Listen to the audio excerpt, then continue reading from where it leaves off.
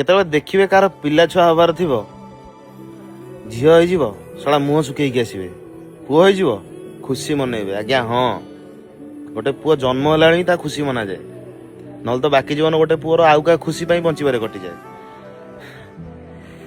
ଶଳା ଘରେ ବସିଲେ ପ୍ରୋବ୍ଲେମ୍, ଜବ୍ କଲେ ପ୍ରୋବ୍ଲେମ୍, ବିଜନେସ୍ କଲେ ପ୍ରୋବ୍ଲେମ୍, ବାହା ହେଲେ ପ୍ରୋବ୍ଲେମ୍, ଭାଇ ଥିଲେ ପ୍ରୋବ୍ଲେମ୍, ଭାଇ ନଥାଇକି ଏକୁଟିଆ ଥିଲେ ପ୍ରୋବ୍ଲେମ୍। ସେଇ ପ୍ରୋବ୍ଲେମ୍ରେ ହିଁ ମରିଯାଏ।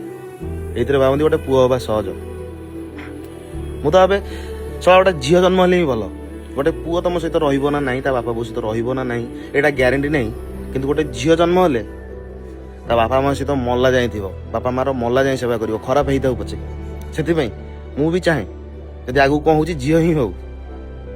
ଆଉ ଗୋଟେ କଥା, କେତେବେଳେ ଭାବିବନି ଗୋଟେ ପୁଅ ହେଲେ ତମେ ଗୋଟେ ବଡ଼ ବାସାକୁ ଜନ୍ମ କରିଦେଇଛ, ଗୋଟେ ବଡ଼ ରାଜାକୁ ଜନ୍ମ କରିଦେଇଛ, ସିଏ ଷଣ୍ଢ ଭଳିଆ ବଞ୍ଚିବ।